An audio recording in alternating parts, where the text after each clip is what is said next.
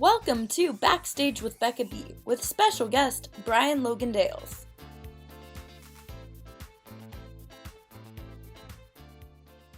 Hi everyone, and welcome to this episode of Backstage with Becca B. On this episode, he's well known for being in the band The Somerset, but has most recently gotten involved in musical theater in LA. Here to talk about his new journey in the theater scene, please welcome Brian Logan Dales. Hey. Hi. How are you? Good. Thanks for coming on this. So you're in Arizona right now? I am in Arizona. I've pretty much been here since March. Oh my goodness. Yeah, I'm in Texas. I haven't been here since March. I've been here since like June, but. You're from Texas, right? Yeah. Where again? In Dallas. Dallas, okay. Yeah. I came out here in March when the sort of lockdown first happened, and I had just rescued a dog, a very, very big dog, and came out here to get a little bit of extra space and just lay low, and then realized I really liked the extra space and all the quiet, and figured I don't have any physical reason to be in LA right now, so I'm here. Anyways, Yeah. I'm just gonna tie in theater to like your past, kind of. Of course. Because like you've gotten involved in theater over the past couple of years, and it blows my mind that you haven't been like super involved in it in the past. But like unlike other people that I've had on it, I don't think unless you performed as a kid. Did you perform as a kid in theater? Did you ever like have interest in theater as a kid, or? I mean, to be honest, I had never thought about it ever in like my entire life. It had not really occurred to me. I mean, maybe more so on the songwriter composer side, but I had never, until a random phone call from Jordan Ross, I had never planned on acting of any kind, let alone theater or live. I don't know. It was just not something that ever really occurred to me much. I mean, if I go back, I didn't grow up doing theater. I didn't grow up even really going. I actually kind of grew up like a little bit more of like an athlete, and then I stumbled into music by accident in its own right. I was like a sophomore in high school, and I had started getting really into sort of punk bands in MySpace. And I played drums in a band. And then I remember, honestly, it was like my sophomore year of high school. I was in my school's student government, and we were planning a Battle of the Bands event. And I thought it'd be cool to have in between bands on the main stage, have like an acoustic stage in the lobby, but didn't really get anybody to sign up. So I ended up having to play myself just to save myself. And I like sang and played some songs on guitar, and I thought no one would care. And it was really fun and was really well received. And it ended up kind of occurring to me that singing was a lot more fun than playing drums. So I started doing more and more of that. And then I played in this band called The Somerset that I started my senior year of high school. And we did that for the better part of 11 years, and then took a little break from that at the end of 2017. And then, well, before I go any further, I will say, I remember my like end of my junior year going into my senior high school, there was one moment where my high school had an incredible theater program, especially for Arizona, and I didn't participate in it at all. I was playing bands, and I was playing basketball and tennis for my high school, and like I was busy, and like if I could go back in time, I wish I did it, because I remember seeing my high school do a production of Little Shop of Horrors and thinking, oh, that's awesome. That was sort of like the gateway musical, but also Little Shop is very like sort of 50s doo-wop punk rock in its own way. So like it was a good musical for me it was a good gateway musical for me because the songs were very, and then of course I find out later it's Alan Menken and Howard Ashman. And I was just like, oh, wait, the guys who wrote Part of Your World also wrote, like, Skid Row? This is so cool. It's so weird to think about that. But this, like, weird sort of off-Broadway punk rock 50s musical. Anyway, my high school did a production of it that was awesome. And I think if I had not stumbled into meeting the people I started the Somerset with and doing that my senior year of high school, I think my senior year I would have maybe tried to get involved. I just ended up not having the time or the ability. But I was really inspired by watching my high school do Little Shop of Horrors and then meeting some of the people who were involved. And I think if things were different, I would have done that. But also if things were different and I never did the Somerset, I would have never ended up in I Know What You Did Last Summer musical anyway. So, but then, so then I played in a band for 10 or 11 years, and that was a full-time job of touring 200 days a year. So and there's touring in the theater world too. So there is a there is a symbiosis to the both of it. But like my life for 10 years was the equivalent of doing a tour where I was gone 200 days a year for 10 years. But anyway, we stopped doing the Somerset sort of ended 2017. When we stopped doing that, I wasn't really sure what I was trying to do next. I kind of started another band. But starting a new band from the ground up is hard, and I wasn't really sure where it fit in the sort of world of that. And then I moved to Nashville, and because that's good place. And I moved to Nashville with this idea in mind that I would just kind of try to get a little bit behind the scenes and just be a songwriter out there. I had a good relationship with a lot of people out there who I knew that I could get my foot in the door. And I swear I'd been in Nashville for 7 days, and I got a message from Jordan Ross, a writer, producer, who obviously but for those who are watching, a writer, producer of quite a bit of theater in LA, who randomly sent me a message asking if I would want to be in I Know What You Did Last Summer, the musical. And I said no. Wow. I said no at first. I mean, it's a little more complicated than that. I should also back up and say I had seen Cruel Intentions in its first run at Rockwell. Yeah, Jordan, you mentioned that. When Katie Stevens was in it, Katie is a very, very old friend of mine. Ironically, I've known Katie for 10 years now, probably. That's crazy how the world probably close to 8 to 10 years, somewhere in that ballpark. A long time ago, right after she had finished American Idol, basically. I actually didn't know her brother, Ryan, at all. I had never even met him.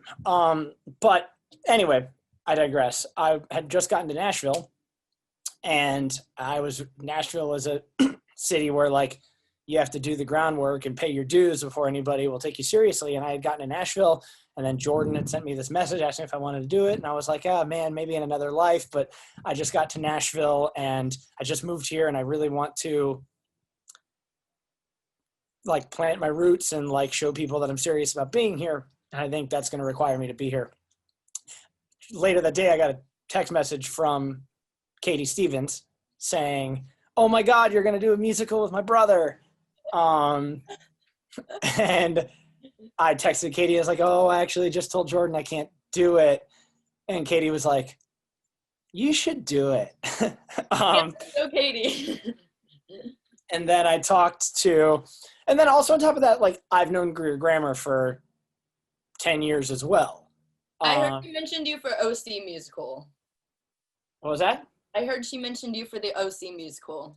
Did she? I did not know that. I heard that's what Jordan said. Oh, maybe that probably, that sounds about right. That probably makes sense. I've known Greer since 2011 or so. Through random worlds, and then we were kind of running in the same circle for a while, sort of end of 2017. So Greer and I had been pretty close, ironically, at the time. So it was definitely another incentive knowing Greer was in it, and that I wasn't just diving into the deep end. So I said no, and then Katie was like, you should do it. And then I had a long phone call with my longtime sort of big sister / manager, and she was like, I think you should do it. I think you going to Nashville is not as good of an idea as you think it is. And anyway, I called Jordan back. I knew at the time that I had to come back to LA within around a week at that time anyway, to move out of my apartment. I still had an apartment. I had a house in Nashville, but I still had my apartment in LA, and I needed to like move some stuff out of my apartment, and I was going to a wedding in LA. So I called Jordan and I was like, how about this? What if, can I, I'm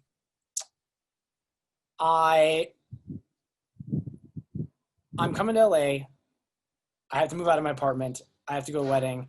I will be in town for like maybe 4 weeks. Can I learn the show and can I do like a weekend or two, or can I do some of it? And he was like, we'll take you for however much you want to do it. So I was originally only supposed to do the first 4 shows of that run. And then Connor Weil was going to do the rest of it. I had no clue about that. Sorry, Connor, I never let you go on as Barry. We had to go on a couple of times. Never as Barry, which ironically I actually really wanted to see him go on. I really wanted Connor to go on it when we did the second run. Anyway, I learned the show, and I was like, I understood just how much work it is to get these things off the ground. And then on top of that, I really loved it. And then I just never left LA. So then I was like, after the first 4 shows, I was like, can I do the rest of them? And everyone was like, yeah, of course. And then I stayed. And then I sort of never really went back to Nashville. I love that. I'm so glad that you stayed. That's so my, thank you. I really enjoyed it. I really enjoyed the process of all of it, and like the sort of catharsis that came with the workload. It was like, I've explained it before that there's no version, for me at least, of like playing in a band or playing a show with a band that isn't in some degree just me going on stage and spontaneously saying whatever, doing whatever I want. Yeah. And I liked that theater is obviously so militant, and it's the same show night after night. And so there was like a diligence to the work ethic that turns out I really needed in my life, because I was just so used to doing shows that were kind of fly by the edge of your seat. And it was a really good work. It felt like a job, which was really good for me. So, and I was in a weird kind of space in my life where I wasn't really sure what I was doing anymore. So it kind of gave you time to, essentially like start over with something. Oh, I started over entirely. I stayed in LA. I had a conversation with my manager about like doing more acting or auditioning for stuff. And I was like, I have no idea what I'm doing. A part of me thinks not having any idea what I'm doing is like the part of the thing that I think is working for me. It's just like, I don't want to, it's one of those, there's this fine line of like, I don't want to learn too much, but I don't want to know too little. Like, how can I keep my instinct and while also I like learning how the craft of things goes. Oh, sorry. Give me 1 second.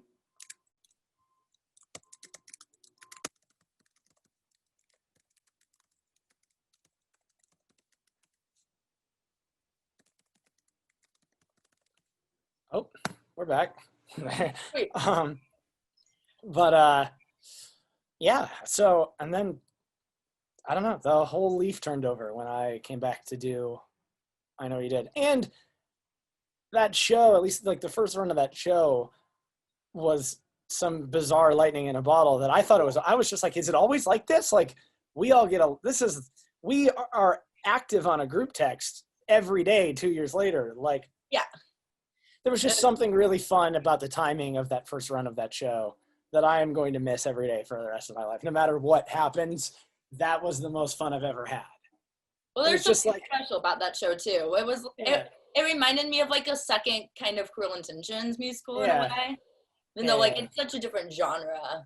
Mm-hmm. Like just how close the entire cast was reminded me of how close the Cruel Intentions musical cast always seemed. Yeah, there was just like a certain electric thing that happened that was fun. Just every show was fun, and it was the right balance of like taking it seriously and not taking it too seriously. And a camaraderie that was really good. And also like we were doing it around Halloween time, and we also got lucky where like, I remember there were a handful of places around town that were screening I Know What You Did Last Summer for the Halloween spirit. So we got a lot of like sort of cast and crew bonding moments that really brought us together in a way that like, and it was my first time ever doing this. So I was like, oh my God, does it feel this good all the time to do this? I want to do this forever. Yeah.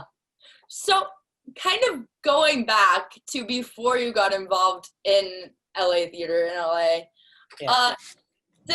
I want to know what is like, how does forming a band work, and how does how did you get lucky with getting the band off its feet? You know, that's a great question. Wow. Well, like I said, like we were in high school, which already in its own right doesn't make any sense. No band that we got kind of lucky out of the gate, but we also worked really hard even as teenagers. It was in 2007 when we started, and MySpace was in peak form, and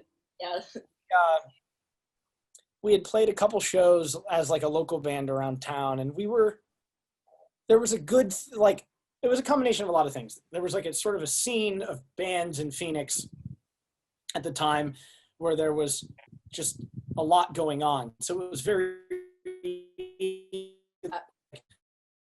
got on a show and we knew there would be a lot of people there. And like, it was like the crowds there was already some buzz just locally right out of the gate because we were a good band of teenagers, and like there was a lot of people going to shows and a lot of bands. So there was like a scene, quote unquote. And then we recorded a couple songs and we put a couple songs on MySpace, and we got a message on MySpace from this guy who worked at this like indie record label in California that had they were a small record label, but they had a bunch of bands that we thought were so cool at the time. So we were like, this is the greatest thing ever. Ironically, it didn't really turn out to be the greatest thing ever, but I gained a couple of my best friends for life from that scenario. We signed to this small record label while we were still in high school. The record label went out of business right when we signed to them. And then we just kind of started doing as much as we could by ourselves. I remember like we graduated high school and we went on tour, but tour was like the 5 of us in a 15-passenger van playing for 20 people a night in Texas or wherever we could get a show. We had a booking agent, which was great. So like we were able to get some shows, but the first couple of years of it was just like, thank God I was 19 and willing to do so. That's like the first couple of years was like all 7 of us cramming into a hotel room or sleeping in the stranger's floor or playing for 20 people or like sneaking into a bar. But we did it, and we played 200 shows a year, or we played any show we could, and it was little by little. And then I remember it was in around 2010 when I noticed it to start kind of going. And it was like, so it was 3 years of us doing it sort of DIY for anybody who would watch, from 18 years old to 20 years old. And then we signed to another record label, and we did a couple tours that were opening for some bands that like had a lot of people. And then we did like the Warped Tour, which is this sort of Vans punk rock festival tour. And the Warped Tour really put us in a category, but also put us in front of a lot of people. And then from there, it was just kind of a cycle. It was like put out an album, write an album, record an album, put out an album, go on tour. And we were a band that was built on touring. Like without touring, we wouldn't have even had a business model. Like we worked as a band because we toured. So the touring was the business. When you pictured touring at first, did you think that it would be like more glamorous than it actually was? Like what was in your mind when it came to touring? Oh yeah. I mean, I thought touring, they don't show you in TVs or movies or on MTV or in documentaries like touring, a version of touring where it's like 8 people crammed in a van with a trailer and you're loading your own gear and you're trying to, touring is expensive. It is like, there's a cohesion to, touring in the theater company is expensive. Like touring is an expensive ordeal. So, we were touring in a van and like 6 people sharing one hotel room and sleeping on floors. And we were still scraping by for the first year or so. You have to pay for it. And we had to pay for gas. And in 2008, when the economy crashed, gas prices were the highest in record the first summer we ever went on tour. We literally barely could afford gas because it was so insane. I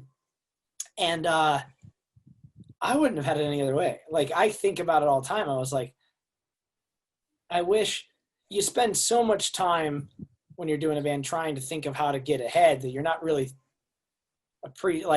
appreciating the parts that are currently happening. It's like, man, in retrospect, there were some things we did that were just fun. Yeah. But it was,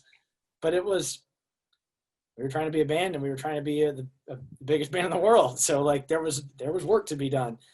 I forgot about how much fun it was sometimes. Speaking of bands, I'm gonna get into much more theater later. But speaking of bands, what bands kind of inspired y'all's music and the sound? So we were a combination of a band that was, as a band, inspired by a collective of things, but also all of us individually being inspired by different stuff, which kind of helped. But like as a band, we really loved like a lot of. So we started in 2007, and we were a band from Arizona that grew up on another band from Arizona called Jimmy Eat World. And without Jimmy Eat World, the Somerset would have never existed.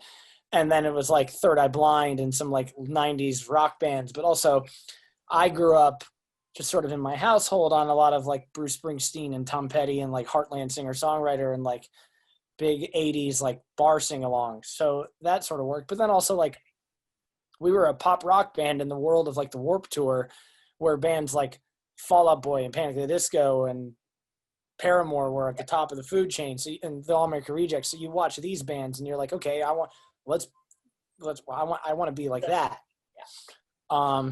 So especially in the time, it was like 2007, 2008, we were trying to figure out who we were, and like that sort of pop punk emo thing was at the top of its game culturally, at least. So, but also like when you're a teenager in the mid 2000s, you start a band because of Blink-182. Like it's kind of like, that's kind of why we, in some way, shape or form, like we were terrible. We just wanted to like play music in our garage.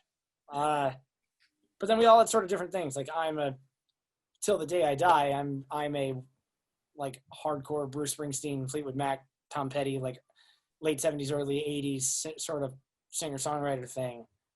That is just going to kind of be the makeup of my DNA as a musician. So, but as a band, it was a lot of like Jimmy World and Third Eye Blind and sort of late 90s, early 2000s rock bands.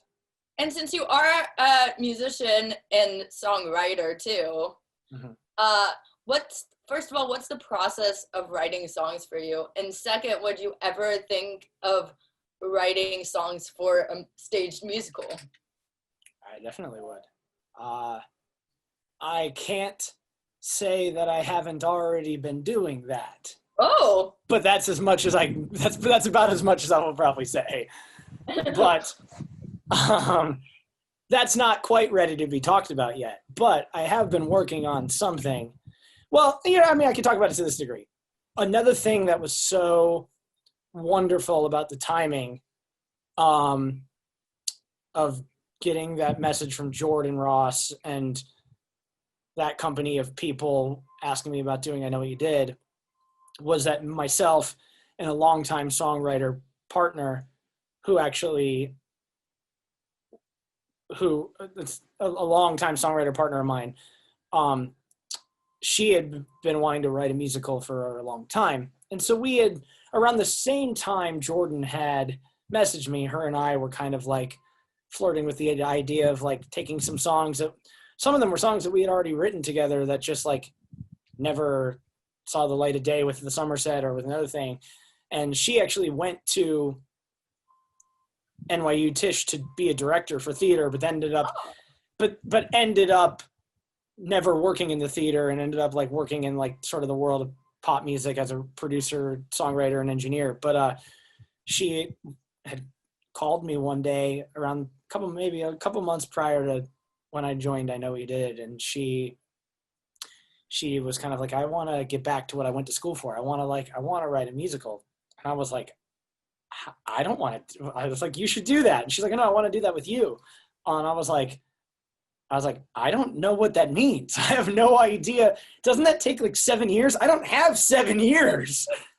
I was like, I want to go to Nashville and write country songs, which was a really weird idea in its own right. But she was living in Nashville at the time. So ironically, I go out to Nashville to try to move to Nashville to write country songs. And I get together with her to write. And she brings it up again. She's like, we should write a musical. I was like, what musical? And then she was like, I want to take these 2 songs that we wrote for the Somerset, and we should build something around it. Long story short, is around that time when we started like kind of flirting with the idea of writing something. I got asked about doing I Know What You Did last summer, and I was just like, man, something in the kismet is pushing me in this direction, whether I want to be. And anyway, two something years later, me and Emily, my partner, have been working on a project for a while, but there's not necessarily anything I can talk about outside of that. But, and it'll be, and who knows now when it'll see the light of day. But yeah, but it happened really organically. It was like, it started with just her and I taking songs that we had already written together. Her and I have a style, and it's very me. It's not very, it's certainly sounds more like an Americana rock singer song, but like the day it started to make sense to me when I was working on it with Emily, my partner's name is Emily. When I started working on it, the day it really started to connect to me is at its core, as a songwriter, I've always just loved why I love Bruce Springsteen, for example, is because these are storyteller songs. I love, at its core, I've always just wanted to tell stories. I've done them in songs for a long time. And then one day, sheepishly, it sort of occurred to me that like, oh, a musical doesn't have to be all like classical jazz hands. It can just be what I love about music, but you're telling me I could go write the songs I like to write, but in like a long form story? Cool. I'm in. See you in 10 years. Yeah.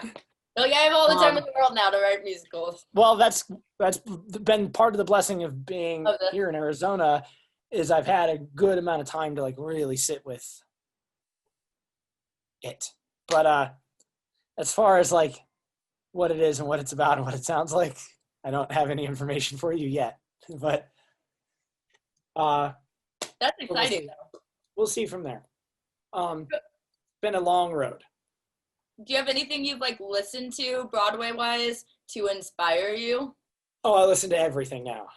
I listen to everyone in like the I Know What You Did camp or the Rockwell camp sort of makes fun of me for the fact that I had never heard a song from Rent in my entire life prior to like a year or two ago. Of like, I was like, I don't know. I did obsessed with it now. Oh, I was like, wait a second.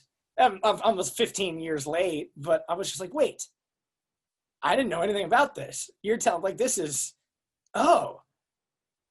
cool. Wait, this exists? Like, I like this. And so that Rent is certainly the more obvious one, but Rent, less of the opera part of it, sort of the, I'm not as fascinated with sung through stuff, mostly because it just seems impossible. But obviously Rent. Ironically, I'm a fan of Duncan Sheik's singer-songwriter stuff, and then he's gone on to write a ton of most of his career now has seemingly been, and obviously Spring Awakening, but other things like So I'm a fan of his anyway. I saw Dear Evan Hansen, and Dear Evan Hansen obviously is a great example because like at its core, these are just like heartfelt acoustic pop rock songs. It's like, wait a second, this just sounds like what I would like out of songs. That's an obvious one. But then another musical I actually loved. I mentioned that Little Shop of Horrors was kind of a gateway for me. It was like I saw it and I was like, oh, that's cool. But I stumbled upon The Last 5 Years in high school, but as an album. I didn't know anything about the show. I didn't know anything about. I'd never seen it. I stumbled upon the cast album and I just thought the music was cool, but I had no idea. I was like, I don't know anything about this. I just was like, oh, these are cool songs. So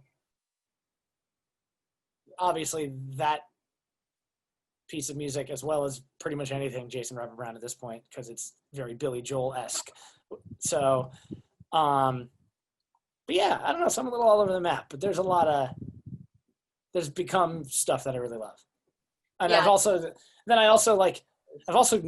gone out of my way to like, I'm a person who, whether it be in music or in acting or in theater or in writing music, like I'm a person who enjoys doing the homework, if that makes sense, which is weird, but I'll listen to everything. I have to take it all. So to some degree, I've listened to pretty much every musical I can find dating back 30 years. I've been listening to now is musicals. Pretty much. Don't know what other music has come out. Well, the other thing that I find really fascinating that I really love about it is, so I'm in Arizona right now. I drive back and forth from Arizona to LA often. Like obviously right now I'm here, but I've been driving back and forth for a couple times a year for 10 years. And it's what I've learned that I really like listening to theater albums on the drives because they're easy. I can just put it on and it's something it's something to follow as opposed to just like a random playlist. So like, yes. I've actually found I really like just putting it on and listening, and like just having a story to follow is actually really fun. See, I've never thought of it that way, and like in listening to musical theater songs on a drive because it goes in order. Well, I just like it's stimulating, and it's in a different way. It's very fun. It's like there's something to pay attention to. Yeah. Outside of the road, obviously.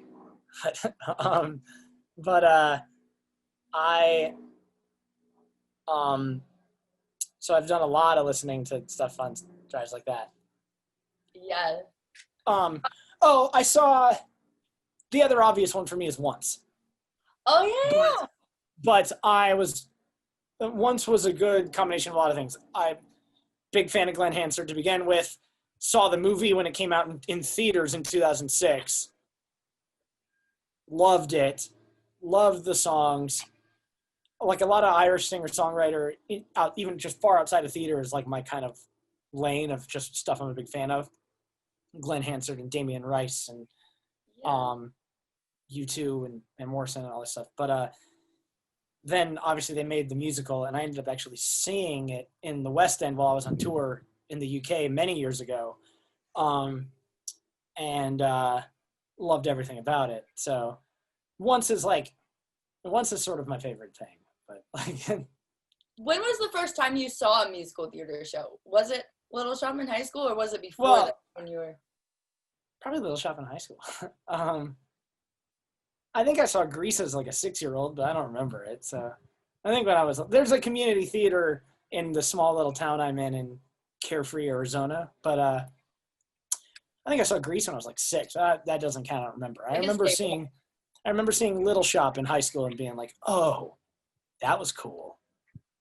Yeah. And it was good. And my school did a good job. And there was a good program. And there were some kids at my school who went on to go to theater colleges. And I have no idea if anyone that's necessarily done much of anything, but like there was a good program at my school for a while and some good people in it. So as far as a high school production of Little Shop, it was probably one of the better ones you could see. So I was like, oh, this is awesome. I went and saw it twice. I was like, this is great. And then, so and then never really again. I guess I saw once on tour in the West End. Sorry, when I was on tour, the Somerset was on tour in the UK, and we had a day off, and I saw once. I'm trying to think of. Oh, I saw The Lion King. Yeah, that's another staple for sure. I saw The Lion King at the Gamage Auditorium in Arizona, which is where like any touring company would do their Phoenix date. I saw that. That was obviously cool. The first show I saw on Broadway was Book of Mormon. Really? Yes. Okay. So I saw Book of Mormon, and I was just like, "Holy shit, this is funny!" And obviously, like, so Book of Mormon was the first show I ever saw, and then it would have been once, in London, and then nothing and then never again really until, I was in New York with Emily, my partner, shortly after we finished I Know What You Did Last Summer. And we did just sort of we just did like a marathon of shows. So in that week I saw Dear Evan Hansen, Kinky Boots, Mean Girls, Come From Away, and Network, the play, which was the greatest thing I've ever seen. Wait, I'm so jealous. That's a play. I saw a preview, Network, with Bryan Cranston, and it was just like, and it was so good that I just thought, I was just like, I'm quitting everything. It was unbelievable. Well, you picked a good list of shows for a week in New York. Oh. Yeah. Yeah, so I saw a week of shows in New York, and I was like, okay, I understand it now. Yes. Yes. Yeah. So yeah, I'm trying to play catch up. Like, I like to do my homework, and I like to listen to stuff. So I've dove in pretty hard in the last couple of years as far as like what musicals and which ones have worked, and like classics like Sondheim, and like, because I've sort of been going to school now in its own right. You're like learning by yourself, kind of. Sure. Yeah. And so you mentioned getting like learning acting, and you've had to do a lot of that in the past 2 years, obviously, because stage musicals. Sure. So I'm assuming you didn't have much acting experience before you got involved in theater either. Oh God, no. No, I had never done it. And you don't act. So no. I did. I was in a commercial for the Somerset was in a commercial for Macy's one time, and I had like 4 lines, and it was the hardest experience. And it was absolutely more. That was 7 years ago. Where can we find that? Yeah, I can find that somewhere. I think I can find that, or I can find a clip of it probably. Yes. But no, I had never acted in anything. My music agents, the agency that we were rep for music for a long time, 10 years ago, was like, you should see one of our acting agents, and like maybe we should do some of that. But I was like, I don't like doing both. I'm not somebody who wants to do both things at the same time. Like if I'm doing a band, I didn't want to also do that. I was like, to me, it's always like, I'd rather do one thing well than 2 things medium. But and who am I to say I was even doing the band well? I was just like trying as hard. Also, we were traveling 200 days a year, so it was like there wasn't really time for it. But so no, I had never acted in anything. It's just like, what on earth? I showed up to I Know What You Did the rehearsal, and I was just like struggling to keep up the best I could. I was like, man, I can barely walk from point A to point B while reading. How does anyone do this? And because I just didn't realize how much of the room we would be using, so like it was just like a lot to take in. But then this thing clicked.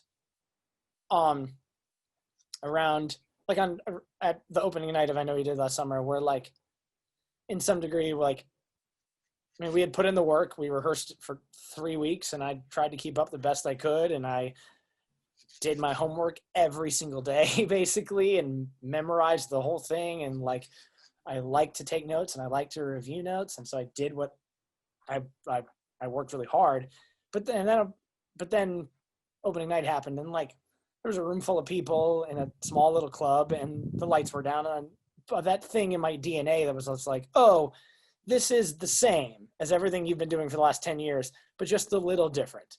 And once I realized that to some degree it was the same, something clicked and switched, and I was like, oh, this is easy. Not easy. It's never easy, but I understood. I wasn't afraid of it anymore. Because I think I was afraid of it up until the day we opened. Of acting and singing at the same time. Like, oh, just saying words and stuff. I was just like, oh, I don't like multitasking in general. So like, I was like, how am I supposed to walk from A to B while saying that, while throwing a punch and then singing a high note? I was like, what the hell?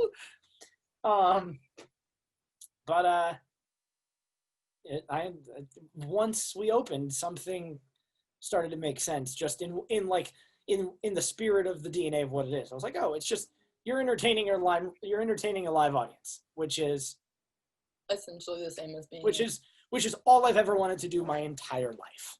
So however the medium I'm doing, so I'm happy to do it. Yes. So was there like, because I watched you build your confidence during that show, especially the first time you did it. I hope so. Yeah, I mean, at first, your confidence wasn't exactly all there. No. To be honest. And I was like, come on, y'all are great. And you'll get so frustrated with yourself as performers. So was there a certain point where you think your confidence like reached a level that you really needed it to go? Yes and no. I think it was gradual, a little bit over time. I mean, it was also I don't know if I ever fully reached it in that first run the same way I maybe did when we walked away from it and came back and did it 8 months later. It's like muscle memory for me needs to take a step away from things before I get better at them. So I actually, even though like the second run of I Know We Did Last Summer had its troubles, I felt more I felt significantly more confident the second run of I Know You Did Last Summer. The first time I was still getting used to doing it, but I was starting to have fun, and having fun and confidence are the same, are symbiosis of each other. But I do remember the opening night, or the preview of I Know You Did Last Summer, Kevin Williamson came out to the show. And after everyone was out in the courtyard, and it came to his attention that I had never acted in anything before. It had come to his attention that I'd never acted in anything before. And so he said, oh, okay. Do you want a piece of advice? I was like, yeah, absolutely. Oh my gosh. Barry could be angrier. And I was like, awesome. And something, it was like I was allowed to, it's funny, I'm not like, you've seen, I know, obviously, but yeah, there is so much just me yelling at people all the time. I am not good at that. In my real life, I am not somebody who yells at somebody. I am not an angry person. And this show for 2 hours is just me being angry always. There isn't really a change. No. There isn't really, even the 2 songs I sing, even the 2 solos that Barry sings in that show are angry and yelling.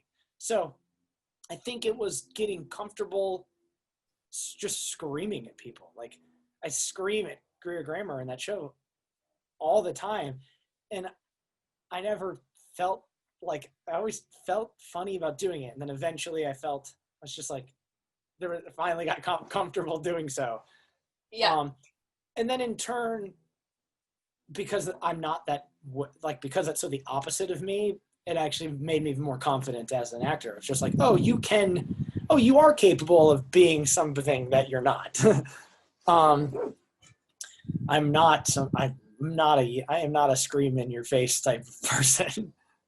I love the comparison between like the first run and second run too, because like when you talk to Broadway actors and stuff, and if they come back for a role like 5 years later, who knows how many years later, they're always like, yeah, like something the second run is definitely different because you kind of grow with the character. Well, and there's a I think of like everything in muscle memory more than I do in like emotional context. Of just like, you just like do it a lot until it feels right, and then when it feels right, do it a lot more. And But at the same time, with muscle memory, you have to, this goes with even as an athlete, like, or as like, I run a lot, but a lot of what strong muscle memory also requires is for you to take a step away from it, let your body remember how it works, and then come back to it.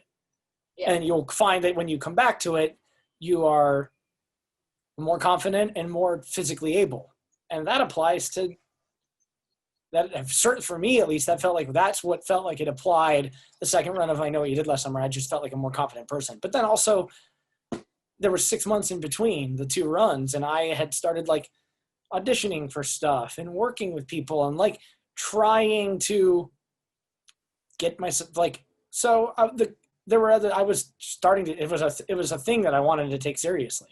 Speaking of I Know What You Did Last Summer, I feel like the first run and even the second run was like super, a lot of people came to it who love LA theater. Sure. And like, I mean, I loved going to see it every week. There was something just so special about that show. What do you think made that movie a good show, a good movie to turn into a stage musical? Oh God, I have no idea. I mean, if you'd asked me this question before we did it, I would have said it was a terrible idea. But it was a good comment. I mean, okay, I've never thought about this. At least with that first run, it was a good combination of 90s nostalgia, obviously being exciting. Which Jordan loves. Yeah. We were doing the show around Halloween time, and our show had this like sort of spoof scare factor to it that was like, it was just a fun night out experience during that fall time of year. Jordan really loves trying to do it in the summer now, but I think it's a fun, and I'm always just like, I think this show is fun in the fall or in the Halloween time, because it's like this scary movie, and it's like going to see a scary movie live. It's not, but like, I also think it worked so well because it shouldn't, if that makes sense. Like, there's, expect it to. Yeah, it's ridiculous. It's a ridiculous movie. I have now seen that movie so many times. It is a ridiculous. You watch it for like research? Well, probably twice, but then we went and like we saw it at the Hollywood rooftop screening, and then we went to a screening at the Hollywood Cemetery. And I was just like, I feel like I'm going to be seeing I Know What You Did Last Summer forever. Yeah. And now I love it. But in theory, the movie itself doesn't even really make any sense. So I don't know. I think because it was really fun. Everyone in the movie was such a pop culture hit in its own right. Yeah. So like it's easy to bring to life, I guess. And then we just had this fun. We had a fun cast of like equal parts of people who've done a lot of shows in LA theater, people who hadn't done any. So like, there was this perk for, at least I think within that first run of the show, because obviously we had a lot of people in the show who've done a lot of stuff in the LA theater world. And then so people from the LA theater world will come out to see it. But then when you throw in people like Greer and I, who haven't really done a ton, you're bringing in people who would have never, I had people coming out to the show and they've never been to a show at the Rockwell or a show in theater. They were coming because it was something, and they were like, "Oh, this is really fun." Like I love turning people over. Of just like, I would always try to I would get friends to come out and like have date night, but they would just come see this show, and they're like, "Oh, the Rockwell does this all the time. Like, this is fun." Yeah. Like, yeah, it's really fun. And it's like people you wouldn't expect to be musical theater fans ever. And then also, I mean, the first run having Scott Porter also was great. Like Scott brings people. So like we were a room that doesn't hold more than 99 people, but we had a good combination of LA theater folks who've done a lot of shows and a couple LA theater folks who haven't really done a lot of shows. So we were sold out every night, which was really cool. Yeah, it was sold out. Was it like the whole run that it was sold out? Yeah. But I mean, I remember going to the show and being like, I haven't seen a lot of these people in theater shows before, but like they seem like they've all done theater before. I don't get it. I don't know if anyone says this about Jordan, but of all the talents Jordan Ross has, the thing I think is one of his assets is Jordan has no fear in asking somebody you wouldn't expect to do a project of his. I mean, at myself, Scott, even like, and I think it's fun to see people that you made that you wouldn't like there were Somerset fans who had come out to see a couple shows. And I think like it's fun to see people you've seen do one thing, do something else, as long as the thing is good. And I know it was really good in that first run. So Jordan has a really uncanny casting ability that I think is awesome. And did he help you work on the confidence when it came to being a stage actor, Jordan? Yes, but Joey Bybee, who directed the first run of I Know, was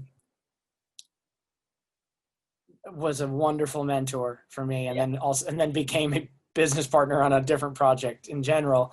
Yeah. Right? Joey, yes, but Joey was a big help. We would invite me over to his house and we would hang out and etc. And obviously Jordan as well. Jimmy Jordan has changed, and Jordan changed my life basically. But then also the confidence came from a tight cast. Like the fact that we were tight-knit sort of crew that was sort of its own weird form of lightning. No one was going to let anyone fail, especially me. So it was like, I loved it. It felt like everyone wanted to lift everyone else up. And so it's like this thing is only as good as its weakest link. I'm the weakest link. So let's do it. And also like having Scott Porter in the show was like a kind of a great mentor brother figure. Yeah. Also, I also should mention Connor Weil. Connor was our swing on our first run, and then he was in the second run. Connor showed up every single day, early, works harder than anyone I've ever seen. I know he did last summer, had in a lot of sort of weird fight scenes, and Connor became like our sort of accidental fight choreographer, coordinator, which also that was another thing. Like that was the part that was the hardest for me to understand. But also there was no stigma of him just sort of swinging on us. Connor was as helpful to me as anybody. Connor was right by my side the entire rehearsal process, basically like pep talking me. It was awesome, as well as everybody. But really grateful for him in that first run. And then the second run, when we had a lot thrown at us and we were in a new venue and like a weird rehearsal schedule, Connor was rock solid at just like making sure that like the house wasn't going to fall apart. Yeah, he really seems like that kind of person. Really hard worker, really diligent.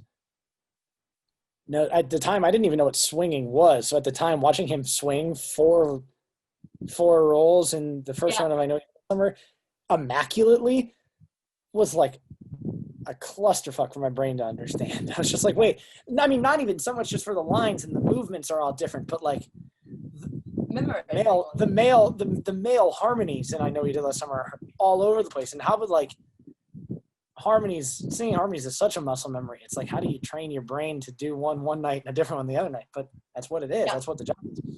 Hard worker, was an incredible little confidant, and just pep talker in that first one. It was just like, it was nice to, and also like there was like, if I wasn't sure how something was supposed to be done, I could watch Connor do it and then learn. I like watching somebody do it and learning from them. At least I did it at the time.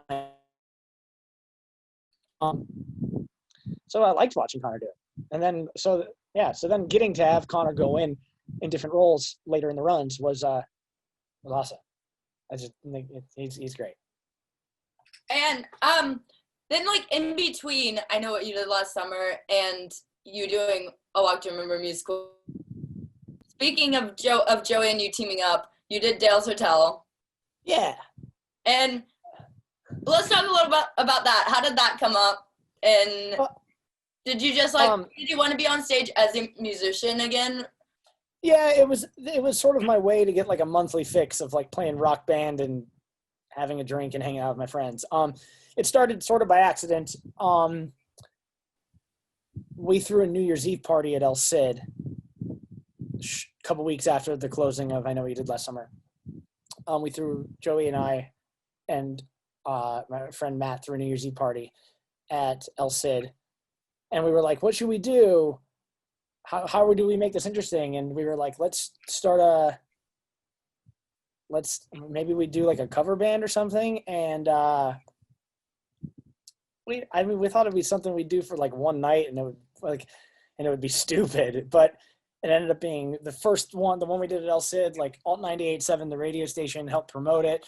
And some old friends of mine from other bands came out. And so like the first one, the New Year's Eve one, was just kind of this conglomerate of different friends coming up and playing a song. And it was very like, it had this sort of circus of camaraderie to it. And it's really fun. And then a friend of mine's the music director and booker for a club in Hollywood called the Sayers Club, where I've done random shows for them for years. And they're an incredible, incredible venue. And they do something for the better part of 10 years. They've been doing a show there on Thursday nights called the Sayers Sessions Band, where it's like a house band of some of the best hired gun musicians in LA. It's like the horn section for Beyonce and like guitar players for Ellie Goulding. And it's like, I mean, it's where like Sayers has the reputation of being sort of the place you go if you're like a sort of a hired gun backing band, like monster player. You go sit in with them on a Thursday at the Sayers Club. And they've been doing this sort of like incredible cover band for 10 years there on Thursday nights. And my friend Nick, who's the music director and booker there, was at New Year's, and he was like, you should do that with us. And I was like, yeah, but you guys already do a version of it. He's like, dude, we've been doing this for 10 years. We are looking for any reason to mix it up.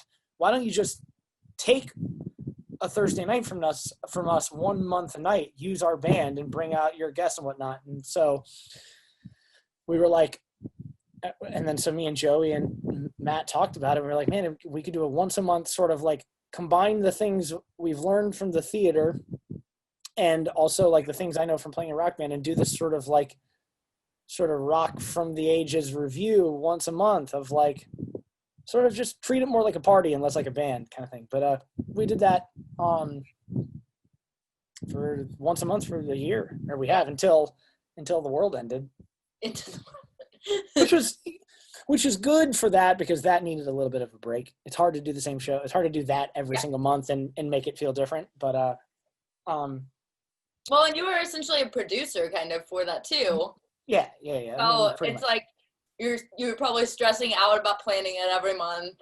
Yeah, it's hard to plan every month, hard to get guests every month. Like you're combining all different worlds of friends I've made, and it's hard to, because it's so sort of impromptu and spontaneous. It's certainly hard to do it as a producer, because like anyone who comes out and does a song is doing it as a favor. Like we had huge people have to cancel an hour before. It's just like because they're like still in the studio. It's like, so there's no, everyone who kind of did it would do it as a favor. So it wasn't like, it's hard to do as a producer, because it was hard to really be accountable for certain things.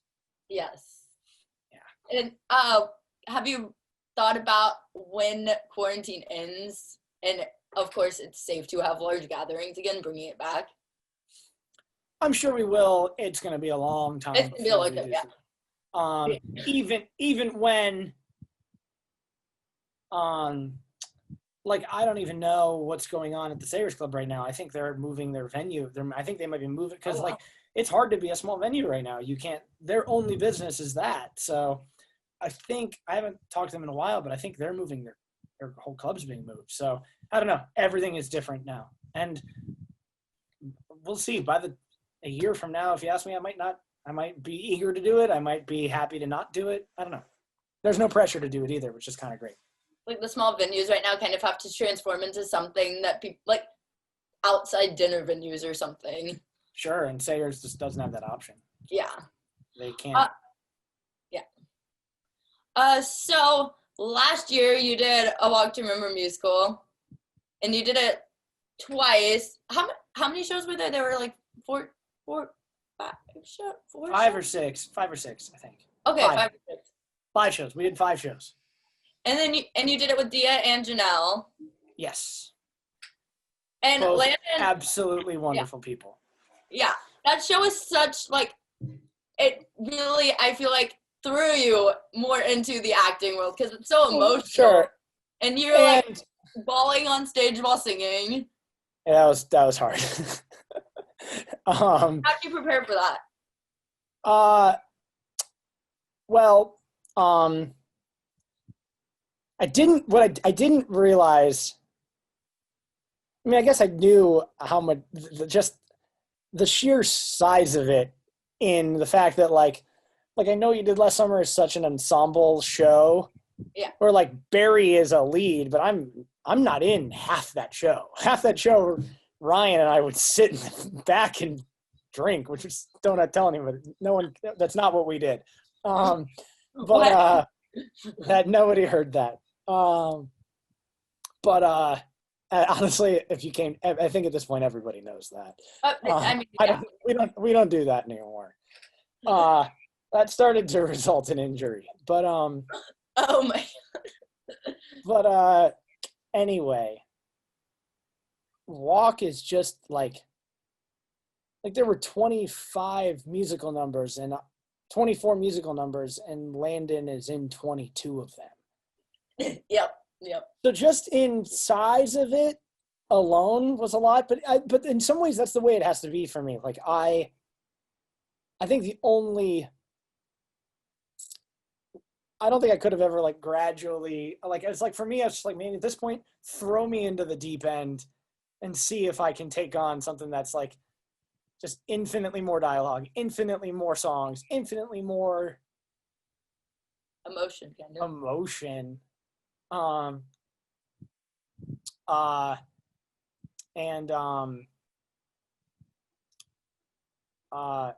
Honestly, the hardest part of it by a mile was the part that I wasn't prepared for, which was the costume changes. Because I'm doing them myself because it was a small show, and in the last 15 minutes, Landon changes his clothes 4 times, pretty much. And mind blown. So, and we didn't. That was the one thing that like wasn't as well prepared for as I wish. On myself. Like I was just like I was worrying about enough other things. I didn't see that being a problem. And the way the room at 3 clubs where we were doing it is designed is like our dressing room is on the opposite end of where so much of the action was. So I was just sprinting for the last 20 minutes of the show. I'm sprinting. I did a full suit change and then out of a suit and then into a cast, and it's a lot. Getting that real big venue experience there. At one point, my mic was still on, and you could just hear me screaming. That was great. Just hearing yelling. I thought it was off. Shit, only rookies like me make mistakes of. But I was just like stressed and sprinting and screaming because I had no time. It's like a serious scene. You just hear Brian in the background in the dressing room. But as far as the rest of it, the amount of it musically I wasn't worried about because like doing a 20-song show is something I've been doing in some aspects. I mean, this forever. Like when the Somerset was the Somerset we put out 4 albums, and we were touring on our 4th album. We had 60 songs to choose from. We were having to play 20 songs a night. So like, I would actually rather do more musically than less musically. Like the musical aspect of it, I really enjoyed having just also, especially like, and I know he did last summer, Barry does Sabotage where he's sort of rap screaming, and then My Own Worst Enemy where he's just kind of yelling in like a punk rock song. So it's like, what I liked about Walk is like, I was like, oh, I'm going to sing for you now. Let me show you what that sounds like. I am going to sing.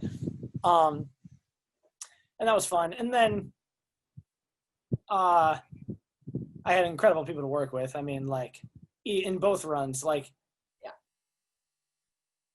Dia, Janel ended up not being able to do the first run because she was filming To All the Boys I Loved Before. And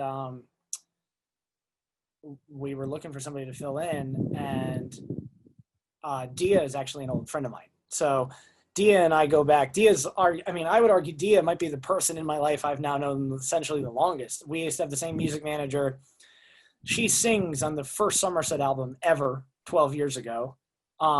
I've written songs with Dia. I mean, I've quite literally known Dia for 13 years. And Jordan was familiar with her band and her run on The Voice. And we had actually, ironically, Jordan and I had bumped into her at something 6 months prior, and he had asked me if that was who that was. And I was like, yeah, she's a friend of mine. And so Jordan was like, hey, would Dia do this?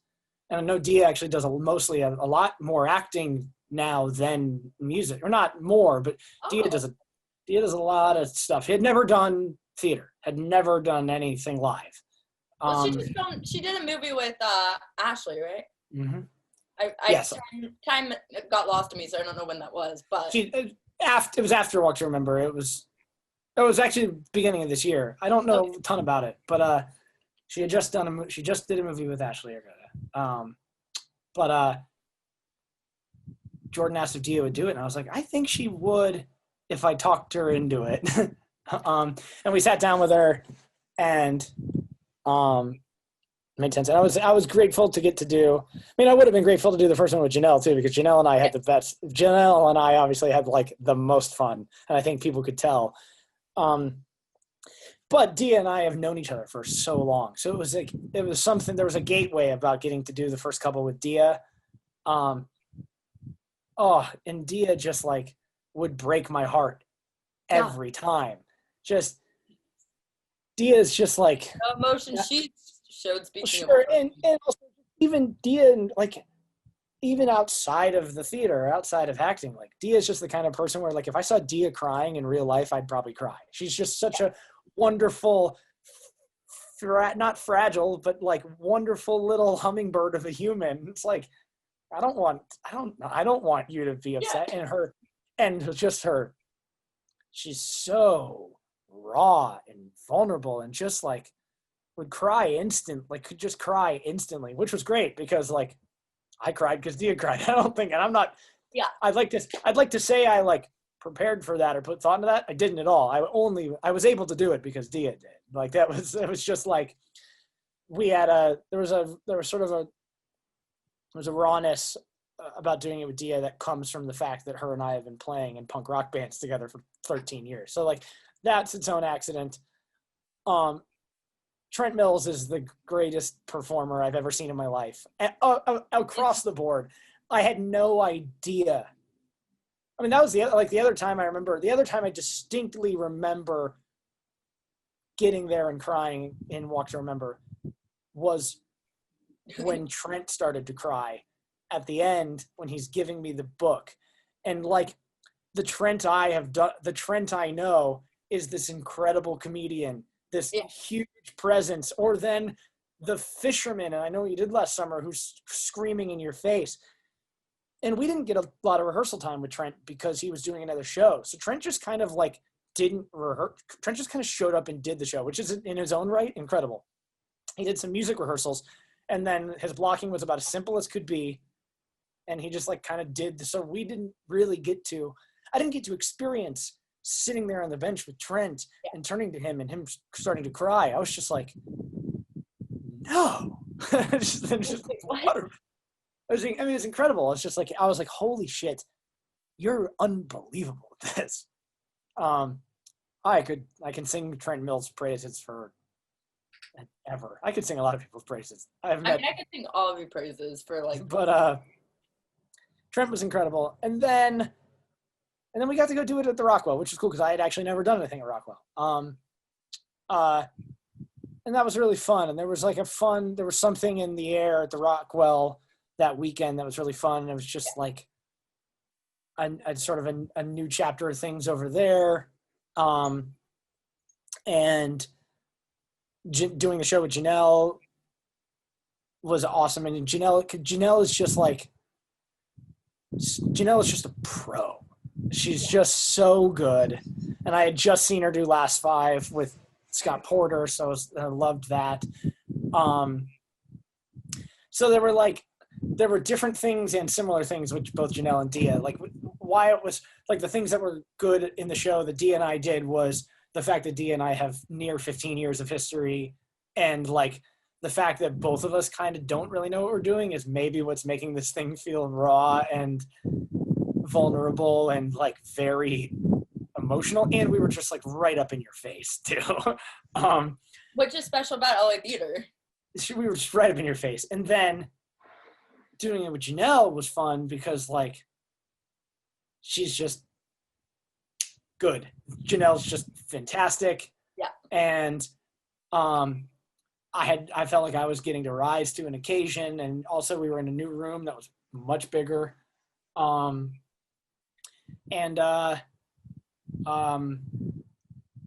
Janel and I just like she's become a really good friend, and we just have so much fun. So it was like with Janel, it's just a fun show. Yeah. Which is awful to say if you know anything about Walk to Remember, but it's just like performing on stage with someone who you're like good friends with. Yeah. And then that's the hardest part about I'm grateful for the life break right now during COVID, and like there's been it's been beyond rewarding getting to slow down and take a deep breath and work on some other stuff. And I'm actually really grateful to not be playing in any bands right now or touring or doing Dale's Hotel or anything. But there was a version where we would be doing some Walk to Remember right now. And I wish I was doing some of that. We had a lot of conversation. Me and Jordan and Janel were having a lot of conversations about like various versions of Walk to Remember. We were maybe going to, we had dates booked in February. Yeah. Yep. That we ended up having to push, that we were going to push till April. And then obviously that shut down. And then like we were talking about doing like a pop-up in New York or something like that. Or it was hypothetical, so I probably shouldn't even say anything, but like there was just a lot of conversation about doing more Walk to Remember. And I wish I could be doing that right now. Yeah. Probably that's the thing I would, because that's the thing I would trade. There's not a lot I would trade for the amount of peace and quiet I've got out here right now, out here in the middle of nowhere. You can't really tell, but I would trade it to do some more Walk to Remember shows. Because like I said, we only did a couple of them, so I didn't get the full. I didn't get the full sort of cathartic release. Yeah, and I needed to go at least like 4 more times. Oh, and I mean, we were about to do another run of them with Emma Hunton playing my mom, which was gonna be incredible. And Emma and I have never gotten to do have never done anything together. I think she's a fucking genius. And it's like theater was supposed to be back by now in some essence. I was excited. She was gonna play my mom, which I thought was gonna be fucking awesome. But would have been. Yeah, I don't know. That would have been amazing. I'm looking forward to the day where that can happen. Just saying. Yeah. It can be back on stage. Only time. So speaking of these movies that have been turned into musicals by Jordan Ross in LA, a lot of them. What movie do you think would make a good stage musical? in the future? Ugh. If you could give Jordan any idea.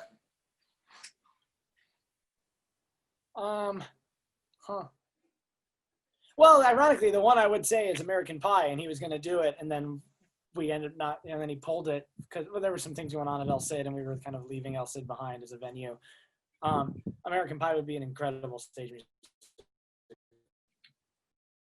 I think.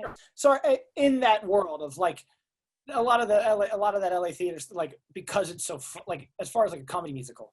I mean, I got a different approach on this one in the sense that I want to write the music for a Jerry Maguire musical really badly. I'm actually like dead serious. Like that's like the number one thing on my list of like, and I know I saw Almost Famous in San Diego. I actually auditioned for Almost Famous. Did you? First audition I ever had in my entire life. Oh my gosh. Didn't know what an audition was, and I was like walked into the room and I was like, what do I do here? What happens now? But I saw Almost Famous and I was like, Cameron Crowe, if you're trying to make another one, yeah, I'm trying to do Jerry Maguire the musical, man. Like that's the wish I could be, and I know that sounds stupid because it's a movie about a sports agent, but I'm telling you, I want to write the music for that. I don't even do anything else. I want to write the music for a Jerry Maguire musical. Well, I mean, Jordan's doing a Scream musical with all original music, so. I know. I've heard some of it. It's fantastic. Oh, I'm talking to Zach on Friday, so I'm like, yours. I heard some music. It was very good. I guess it depends. Like there are movies that like,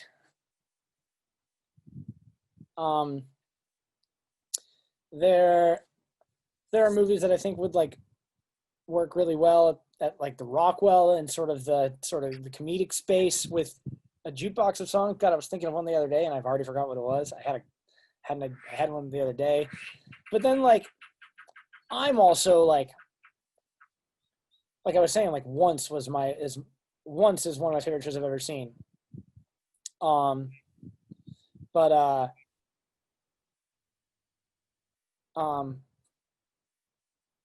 I'd like to like Once isn't like necessarily the funniest thing in the entire world, but like I'd like to write some weird sad acoustic music for a Good Will Hunting musical, but I don't know if anyone would go see it. I'm down. but that's God, I mean, I know Jordan has talked about doing like Can't Hardly Wait, and I think that would be great, but also I think Jordan and Lindsay and them are all going to run out of songs from the 90s pretty soon. So yeah. I don't know. So they needed to write music for their musicals. Get on it. But no pressure. Yeah, I don't know. I think they need to find something from like the 2005, 2006 era. Yes. But I don't know. I have only a few goals left in this life of mine, and one of them is straight up to be hired to write the music for a Jerry Maguire musical. I'm not even kidding. That's the one I want to do. I've already thought this through. It'll happen. Cameron Crowe, we met one time. You have no idea who I am. You're probably not watching this. Or maybe he is. Maybe Cameron Crowe. I'll email him. But I've got some song ideas for a Jerry Maguire musical, and they're awesome. So call me. Call me soon. If you're watching, call. Yes. I know you're working on the Almost Famous one, Kurt, still, but. If you could be, since you've listened to more musicals and like Broadway musicals lately, if you could be in any show like on Broadway in New York, what show do you think it would be? And what character? I guess the obvious one would be Roger from Rent. That's what I was thinking. And I don't even mean that so much from my own point of view, but of just like more so the fact that I had never seen Rent or heard a single song from Rent, and then had all these people being like, "Oh, like you should probably listen to Rent. You should go out for Roger." I was like, "Who's Roger?" Anyway, but so now I can essentially do Roger in my sleep whenever they're ready for the revival.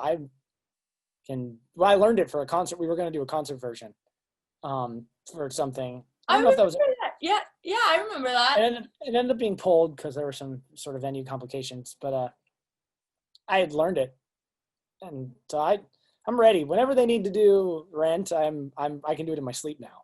They called you for the TV one that when you got injured. It was you ever just like put your name on there just in case? I didn't exist in the world yet before that had happened necessarily. Could have saved the whole thing. Ironically, an unnamed friend of mine from another band that I grew up with was the runner-up for the Roger role, and he's not a theater dude, but he's like he's a Roger real life person, but he was poached and auditioned for it. He ended up not getting it. It went to the guy who ended up doing it, but yeah. Would have been very interesting to see this other friend of mine do it. So that's an obvious one. I'm trying to think. Are we talking like anything on? Anything, even if it's not on. Oh, I want to do Last Five at some point, but now that I've seen Scott Porter do it, I don't think I ever can do it. No! I think I would have said the last 5 years until I watched Scott Porter do it. I know that it's hard. I don't compare to anything, but I'm now forever comparing to Scott because but no comparing. It's bad. Oh, I know. I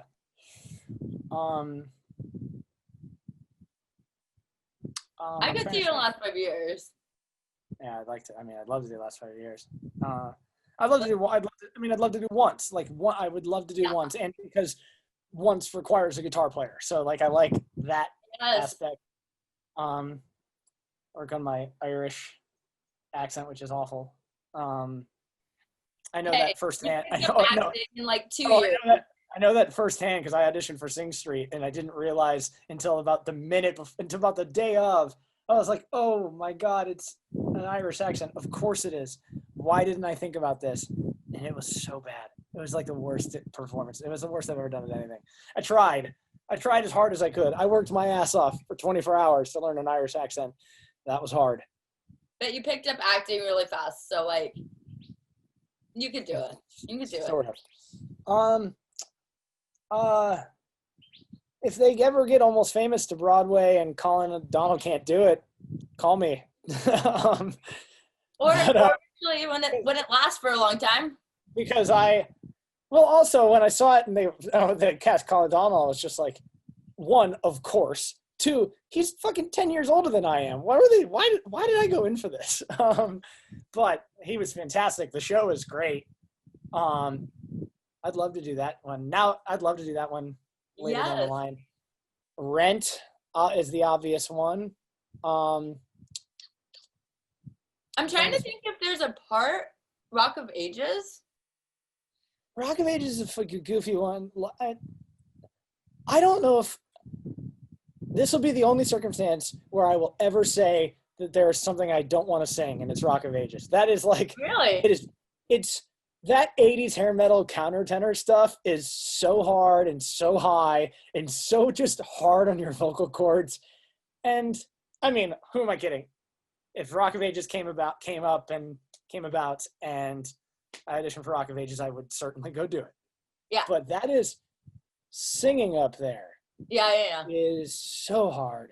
And I'd sing up there, but just doing it there all the time for 2.5 hours is brutal. That sort of hair metal stuff is insane. So I commend anyone who's done that lead role in Rock of Ages. I saw it in LA. I saw it. Ian Ward, that's his name. Ian. Ian. Oh God, I saw his voice. I was like, okay. And he was fantastic. His voice is incredible. I was just like, okay, I don't want to do that. Oh, okay. You're like, mm-hmm. Oh, it's so high. So when you audition for a part and get the part in Rock of Ages, eventually I'm gonna be like, remember when you said you didn't want to do that? I'll destroy my vocal cords. No, don't do that though. Yeah. I'm trying to think. Maybe in 10 years I can play the dad in Dear Evan Hansen. Oh. Maybe in like I'm too old to do I'm too old to do Evan now. A little more than 10 years, probably. Yeah, probably. Yeah. Okay, I'm never gonna play the dad. I'm never gonna play the dad in Evan Hansen. Oh, I'd love to do Hades Town. Oh, yes. I'd love. Have you seen Hades Town? No. Oh, yes. Yeah, I could see that. I auditioned for the tour right before, and then COVID happened, so I never heard anything. Okay. I feel like I don't like the talking. I don't like being the guy talking about all the things he's auditioned for and didn't get. I don't feel like I feel like that's bad luck for me. No, but I auditioned for the Hades Town tour right before, right as the world started ending. So I never heard anything. But the music is unbelievable, and it's like there's not a ton like male guitar player high tenor stuff. Yeah. Is a very small little wheelhouse. So like anything I can do over in that little pocket, I'm gonna try my best. Yeah. So that's Once, Rent, Hades Town. Yes. Trying to think if there's anything I'm missing. I'm sure there's some other obvious ones. What's the first thing you're gonna do once quarantine ends and you can do anything again?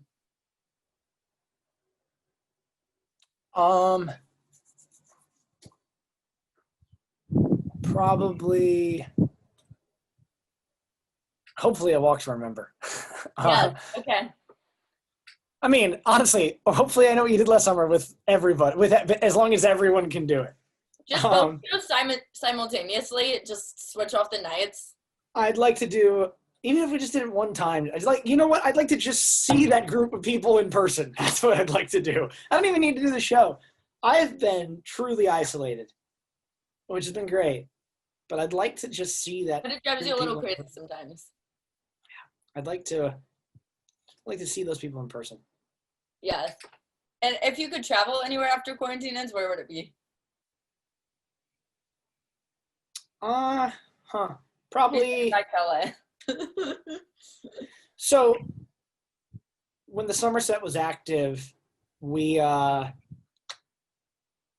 toured in the UK like 3 times a year. Like we would like, it was sort of our better market. And like the Somerset toured internationally a lot, which was wonderful in retrospect. But we used to go to London and the UK like 3 times a year just to tour over there. I would spend almost 3 months a year in the UK, from 2011 to 2016, basically.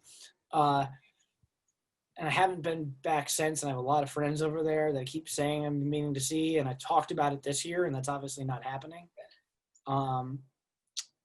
So probably there. Oh, well, that's not necessarily true. I'm supposed to officiate a wedding in Bali in January, and I don't know if we're going to get to do it, so we'll see. What? Yeah. Dream? But I don't know if by then it's going to happen, so that's up in the air. No one knows what's going to happen in January. But I imagine officiating that wedding will be probably the first thing I do. Probably the first place I go. Yeah. Yep. And so how do you think the LA theater scene will be different when it's able to come back? Because LA theater is kind of like smaller venues like Rockwell and places like Elsa, 3 Clubs. Those places Jordan finds, which makes it special and makes LA theater what it is. But I mean, I guess it depends on when it's able to come back. Because like, I don't know. I hate being the pessimist, but I think it's going to be a long time before it really can. Because, it's unfortunate, but like, I think it'll be a long time even before. Like, I hurt for theater in the sense that it's built upon literally sitting this close to somebody. And I'm worried it's going to be a long time before it's safe to do that again. So we'll see. And it's not like they can space people out further. So Especially like Rockwell. I mean, even on a bigger spectrum, like I hurt for the Broadway community in the sense that those companies rely on being sold out every single night to stay afloat, just as like a business model. And that means I've sat in those seats. They're literally on top of each other. Yeah. And they have to be in order for those companies to stay afloat. They can't do a half capacity show. They shouldn't. They won't. You don't want to. Also, you have to even put up a show for half capacity.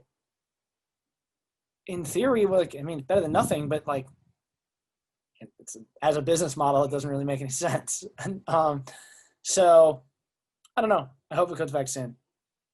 But we'll see. Yeah, same. And to end on like a happier note before the last question I have. Less than that. Yes. To end on a happier note before that, the last question. Yeah. What do you think makes LA theater so special? Because it's such a special, tight-knit community. Because I don't mean this in a degrading way. There's something just shameless about it in a good way. Like it's sort of, at least like our run of I Know You Did Last Summer or shows at the Rockwell. There's just there's something so joyous and shameless about just like, you know what, we're right up in your face and we're going to do whatever. We know the show, but we're also going to do whatever we want. And you're going to there's obviously, it's a different form of entertainment in the sense that it's like almost like it's a part of the nightlife in some way. Whereas like, technically it's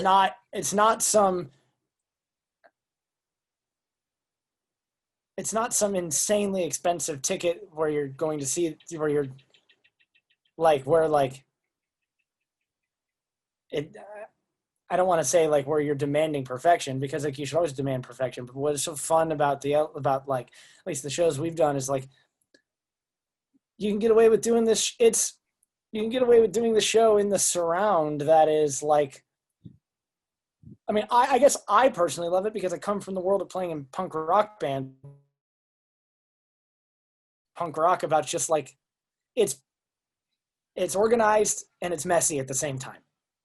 Yeah. And I love that. It's like I love there's a compared to other sort of it's not even like, it's also less theater-y. It's just like it's there's something just so much fun about it.